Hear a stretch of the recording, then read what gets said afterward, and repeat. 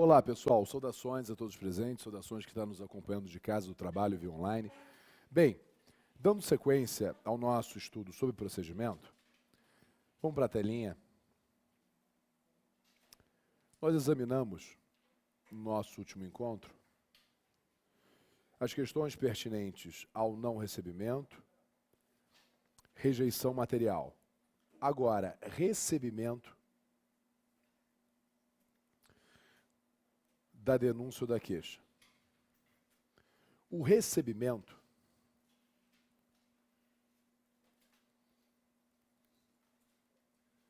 é indiscutivelmente uma decisão.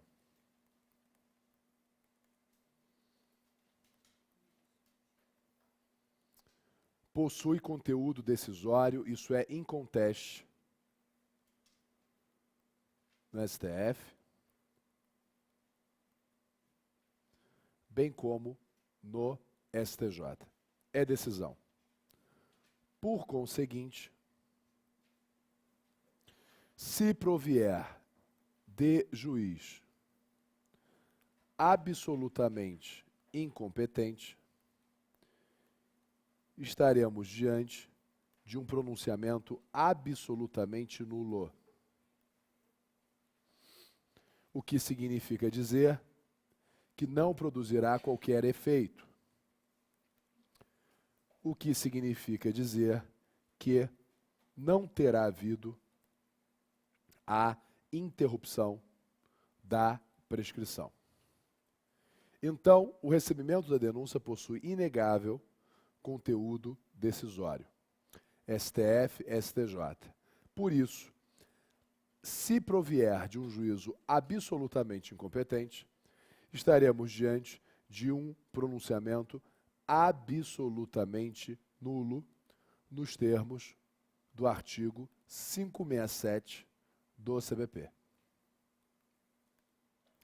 Já que o artigo 567 do CBP nos diz que a incompetência absoluta do juízo anula os atos decisórios. Qual é o primeiro ato decisório, Maria, que o juiz pratica no processo? Exatamente qual? O recebimento da denúncia. Ou seja, não existe a menor possibilidade de se atrelar o recebimento da denúncia a um mero despacho. Esqueçam isso.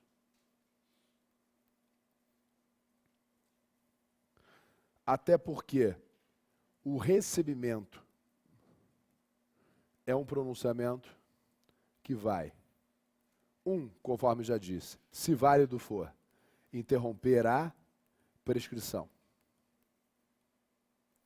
2, com o recebimento, o então denunciado efetivamente vira réu. E 3, qual é a antítese ao recebimento?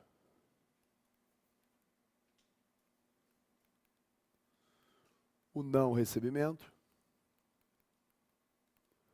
ou a rejeição material,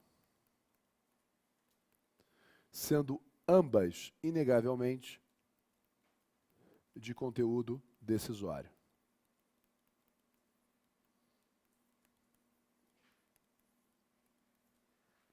Ok, gente?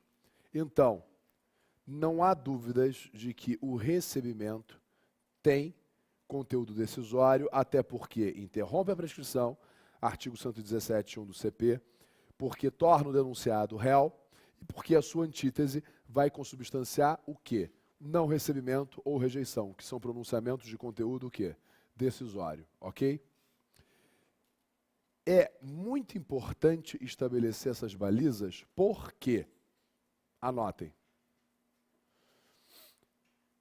por razões políticas, vírgula, aliadas ao realismo jurídico,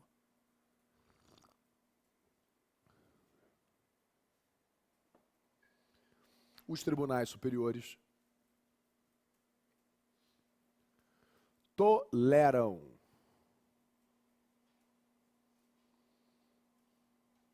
recebimentos sem fundamentação, vírgula, sob o argumento oficial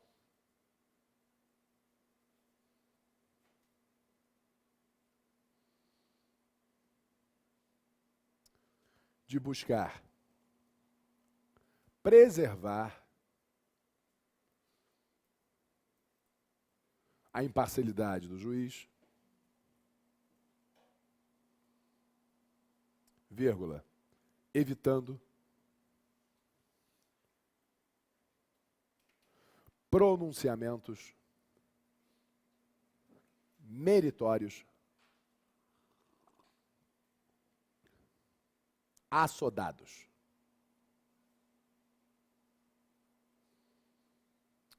Assodados. Ponto. Parágrafo. Essa justificativa, vírgula, diante do juiz das garantias, vírgula, perde muito da força.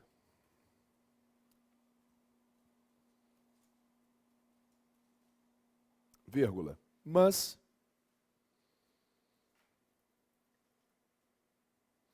ainda teria lugar diante do artigo 399 do CVP.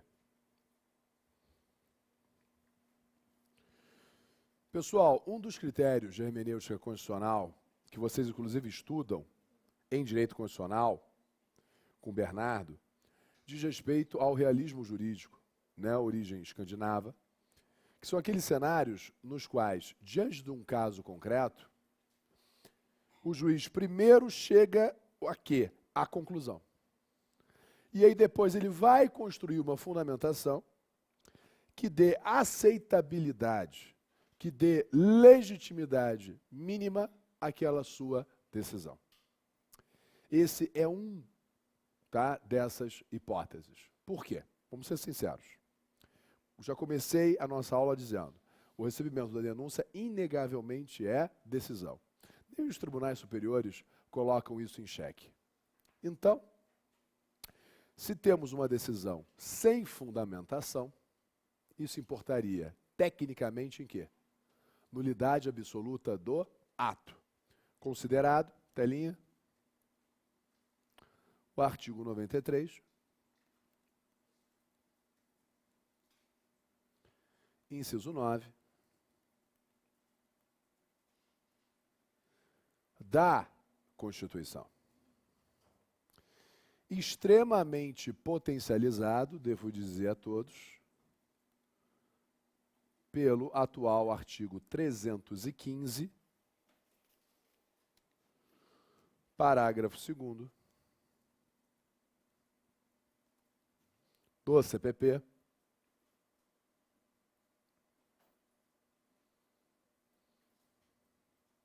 incisos 1 a 3.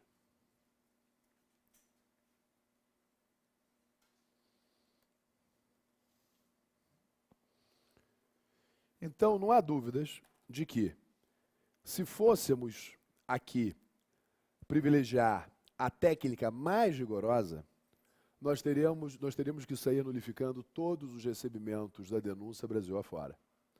Porque todos os recebimentos apresentam fundamentações absolutamente padronizadas.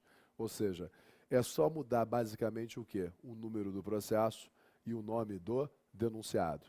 Justamente na contramão do ora pregado, telinha, por conta da Lei 13.964, artigo 315, parágrafo 2º, incisos 1 a 3, que vai exigir que todos os pronunciamentos sejam o quê? Contextualizados, apresentem fundamentações absolutamente o quê? Individualizadas. E, para terminar a linha de raciocínio, isso acabaria impactando no princípio da causalidade em matéria de nulidade. Artigo 573, parágrafo 1º do CBP. Afinal, Laís, a nulidade de um ato acarreta a nulidade de todos os demais atos que deles sejam o quê? Consequência. Princípio da causalidade. E aí vejam o festival de horror. Qual é a pedra inaugural de um processo? Basicamente, né?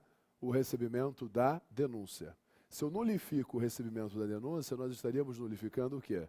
Todos os demais atos processuais. Compreenderam, gente? Uma técnica rigorosa pediria essa solução. E aí que entra o pragmatismo ou realismo quê? Jurídico. Por quê? Os tribunais superiores, isso se verifica tanto no STJ quanto no STF, se debruçam sobre uma situação como essa. Primeira conclusão, eu não posso nulificar, porque vai ser um festival de horror. Consequentemente, tenta-se criar uma fundamentação absolutamente artificial, essa que é a verdade, mas que dê aceitabilidade mínima a quê? Aquela conclusão. É isso que os tribunais superiores fazem.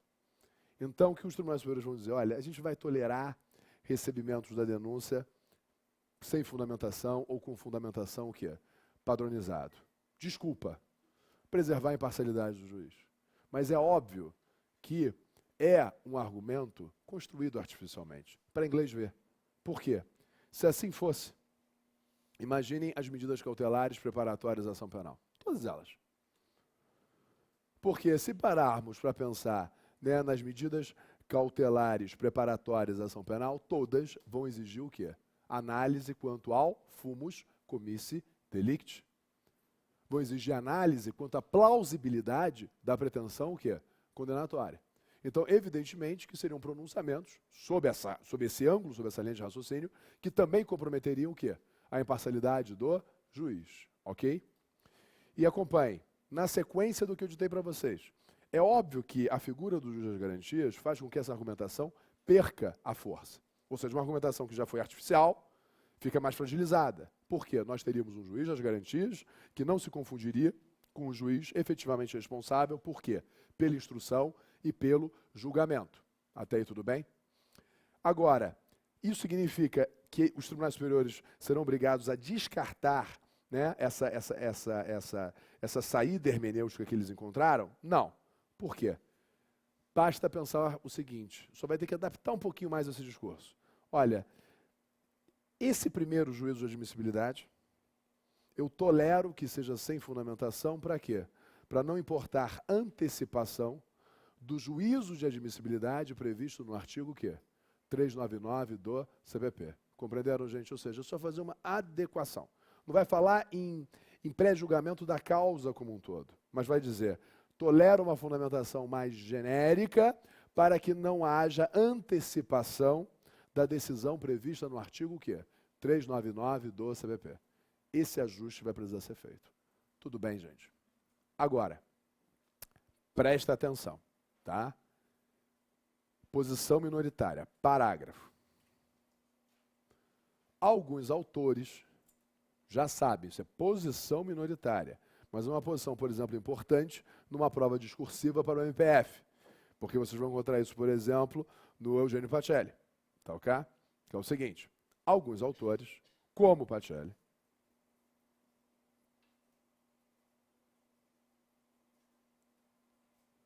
partem da jurisprudência do STF e do STJ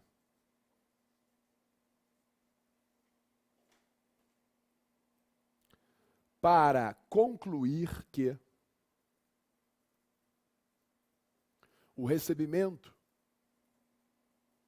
da peça acusatória seria mero despacho. Para, com isso, neutralizar o artigo 567 do CPP.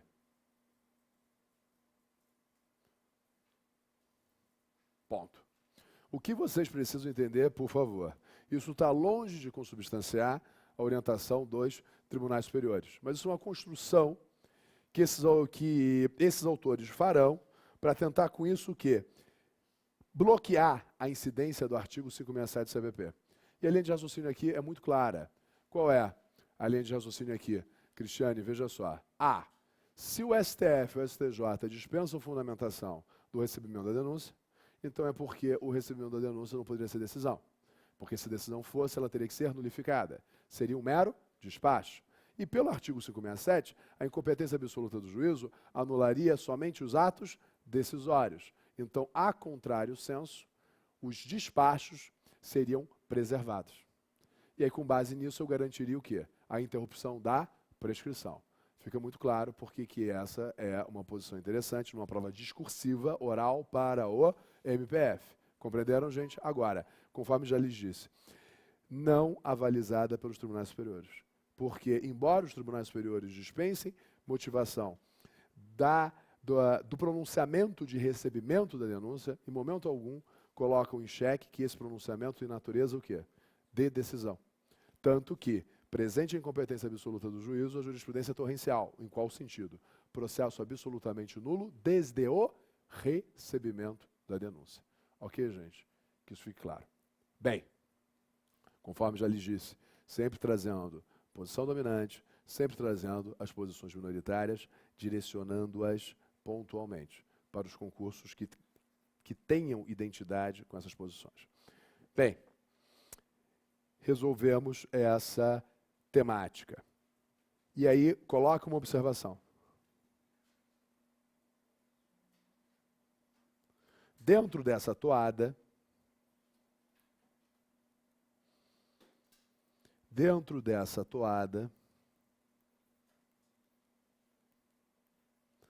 STF e STJ admitem o denominado recebimento implícito.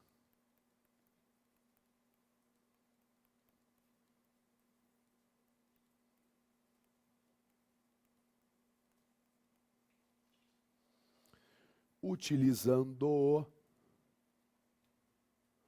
como marco interruptivo da prescrição.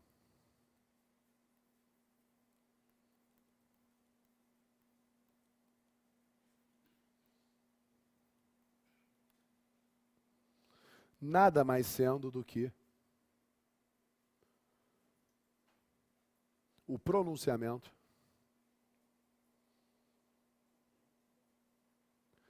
de sequência do processo, vírgula, sem explicitar o recebimento da denúncia. Ponto. Ou seja, imaginemos o seguinte: um juiz está numa vara criminal, repleta de processos, aí ele emite o seu pronunciamento. Só que no seu pronunciamento ele esqueceu de destacar lá, número 1, receba a denúncia. Ele não botou isso. Mas colocou, cite-se o denunciado. Isso equivale ao chamado o quê? Recebimento implícito. Para todos os efeitos, nesse momento, a prescrição foi interrompida, nos termos do artigo 117, inciso 1 do CP. Ok? Tudo isso partindo de qual premissa dos tribunais superiores? A de que pronunciamentos de recebimento da denúncia não precisam estar o quê? Motivados. Ok, gente?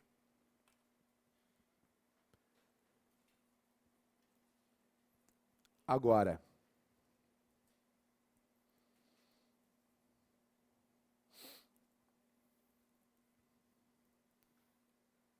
evoluindo aqui.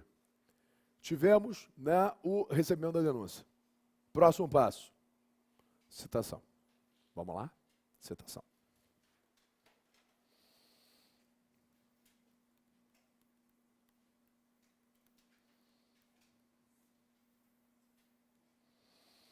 Citação é um dos atos mais importantes em termos de comunicação processual, porque dá ciência ao denunciado da demanda que foi efetivamente instaurada em seu desfavor. Então, isso é muito importante, tanto que o artigo 564,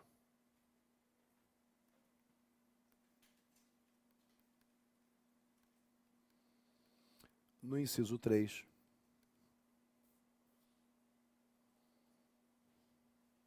a linha E, estabelece como causa de nulidade a ausência de citação. Agora, é bem verdade também que o artigo 572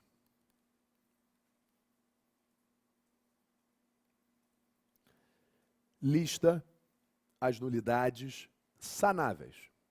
Logo, a contrário senso,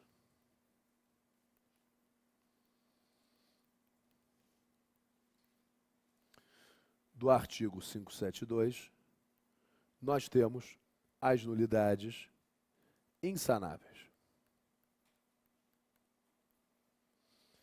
Então vejam que nós estamos diante de um ato de comunicação processual vital ao exercício da ampla defesa. Até porque o denunciado precisa tomar ciência daquela demanda, senão, obviamente, ele não vai ter como exercer o quê? O seu direito de defesa. E daí estabelece, telinha ainda, o artigo 564, inciso 3, a linha E, que haverá nulidade por falta de, a linha E, direto, primeira parte, citação do réu, ok? E aí vocês precisam conjugar com o 572, porque o 572 nos diz as nulidades previstas no artigo 564, inciso 3, alíneas D e E, segunda parte, considerar-se-ão sanadas. O que significa a contrário senso? Que a primeira parte da linha E é insanável. E a ausência de citação está onde? Na primeira parte. Logo, estamos diante de uma nulidade o quê? Absoluta. Porque insanável. Fechado? Isso se conjuga como 564, inciso 3, a linha E, combinado com 572 do CBP.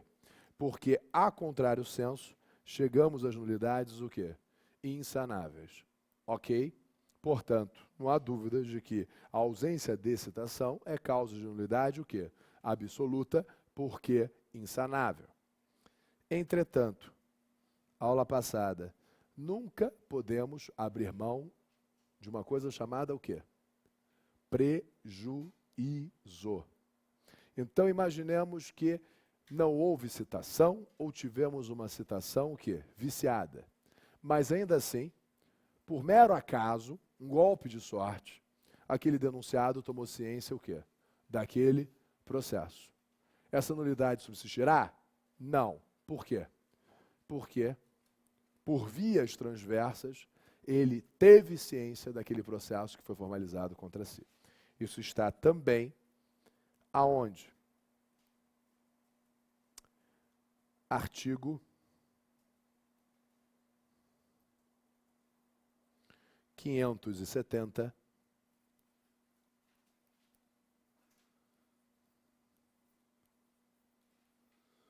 do CPP,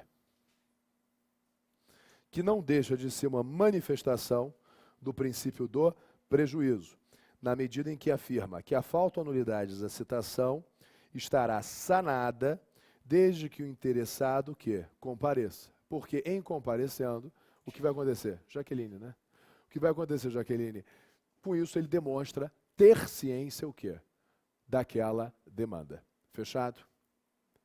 Acho importante, de imediato, antes da gente evoluir, fazer um corte breve para desmistificar um vício que vocês carregam desde a graduação. Que vício é esse?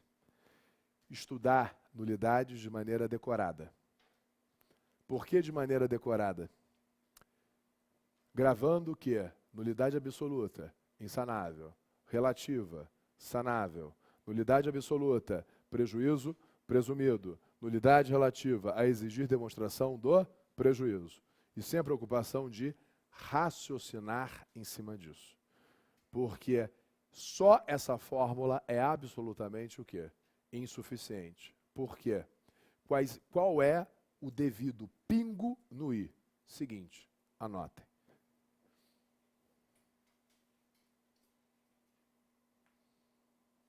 Os critérios distintivos das nulidades, vírgula, prejuízo e sanabilidade, vírgula,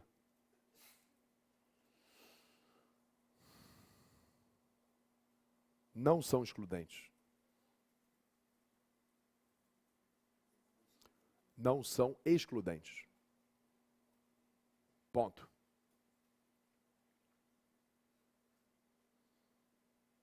Nada impede, por exemplo, que uma nulidade seja relativa por exigir demonstração do prejuízo.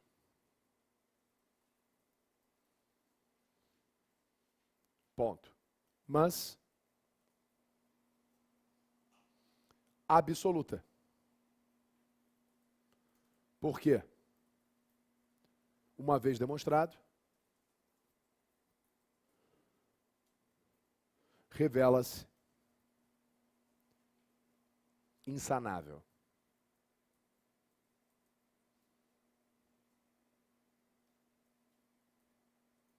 Ponto. Trabalhar com a percepção do prejuízo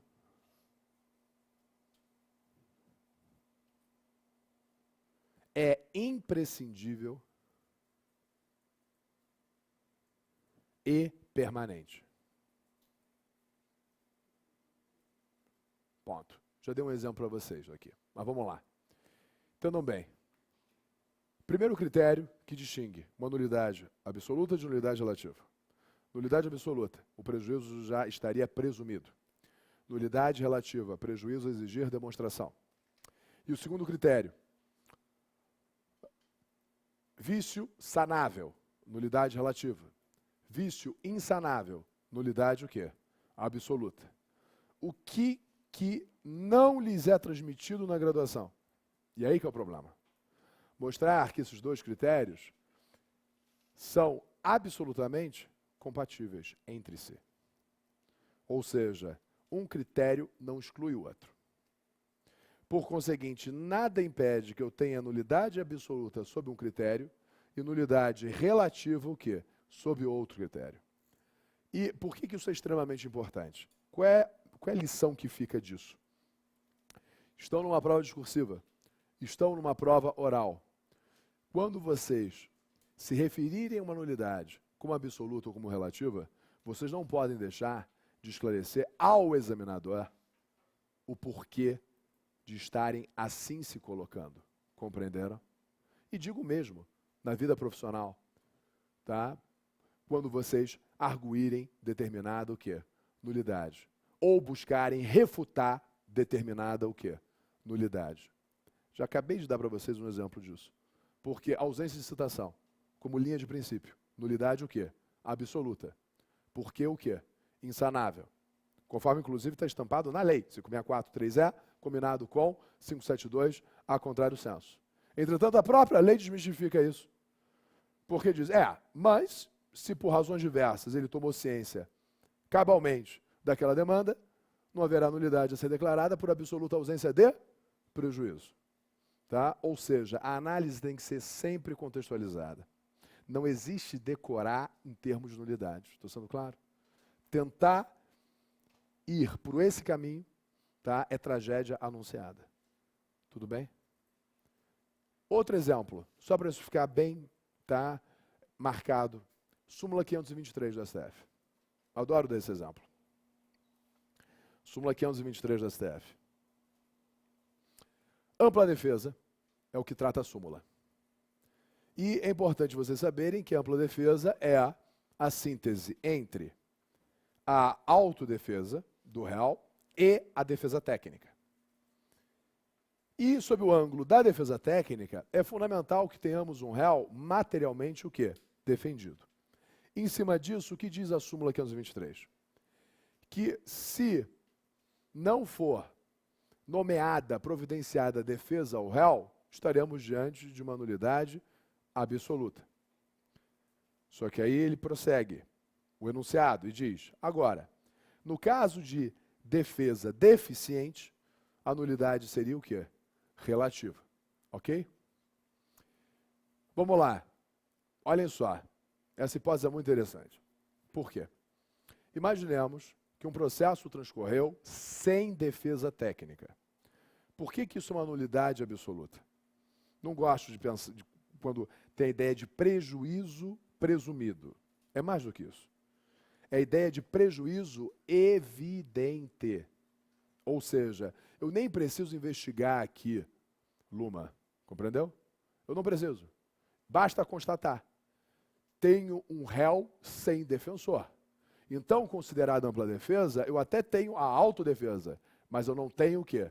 Defesa técnica. Estou constatando isso. O prejuízo não é que seja presumido. É um prejuízo já o quê? Evidente. Mas, vamos evoluir. Na parte final do que eu acabei de ditar para vocês, o que eu coloquei? É imprescindível o quê? Analisar sempre o quê? O prejuízo. Pois bem, imaginemos que nada obstante esse vício gravíssimo, ao fim e ao cabo, o que aconteceu com esse réu? Foi absolvido. Qual foi o prejuízo? Rigorosamente nenhum. Estamos falando de um dos mais sacrossantos direitos do acusado.